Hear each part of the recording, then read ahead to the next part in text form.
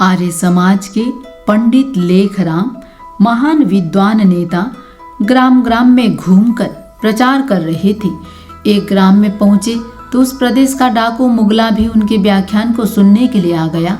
इसके कई साथी भी दूसरे लोगों के साथ बैठ गए।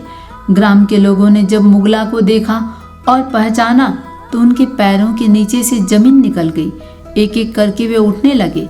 पंडित लेखराम जी व्याख्यान दे रहे थे। लोग उठकर जा रहे थे। उन्हें आश्चर्य हुआ कि यह क्या हो रहा है। धीरे धीरे सभी लोग चले गए।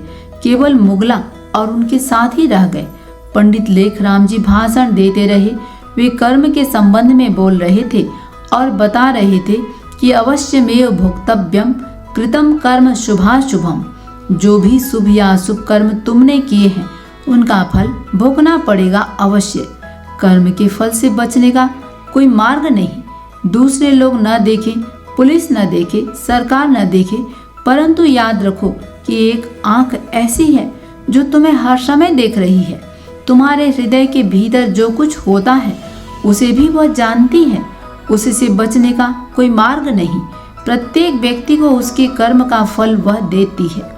व्याख्यान समाप्त हुआ तो मुगला ने पंडित लेखराम जी के पास जाकर कहा, आप कौन हैं? पंडित जी ने कहा, मैं लेखराम हूँ। डाकू ने कहा, मैं एकांत में आपसे कुछ बातें पूछना चाहता हूँ, क्या आपसे मिल सकता हूँ? लेखराम जी ने कहा, अवश्य मिल सकते हो। मैं आर्य समाज में ठहरा हुआ हूँ, वहीं आ जाना।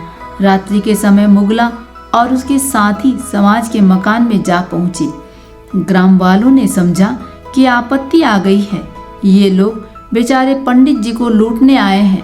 परंतु मुगला ने हाथ जोड़कर पंडित जी से कहा, आप तो कह रहे थे कि प्रत्येक कर्म का फल अवश्य भोगना पड़ता है, तो क्या यह ठीक है? पंडित जी ने कहा, 100% ठीक है। मुगला बोला, क्या प्रत्येक कर्म का फल भोगना पड़ेगा? क्या बचने का कोई उपाय नहीं? पंडित जी ने कहा, कोई नहीं। मुगला ने कहा, तो फिर क्या बनेगा? मैं तो कई वर्ष से डाके मारता हूँ।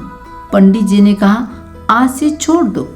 कल आर्य समाज में आओ, मैं तुम्हें यज्ञोपवीत दूंगा। इसके पश्चात धर्म के मार्ग पर चलो। मुगला और उसके साथी दूसरे दिन आर्य समाज में पहुंच गए। सबका जीवन बदल गया। यह होता है सत्संग का प्रभाव। एक घड़ी आधी में पुनियाद, तुलसी संगत साधु की कटे कोटि अपराध।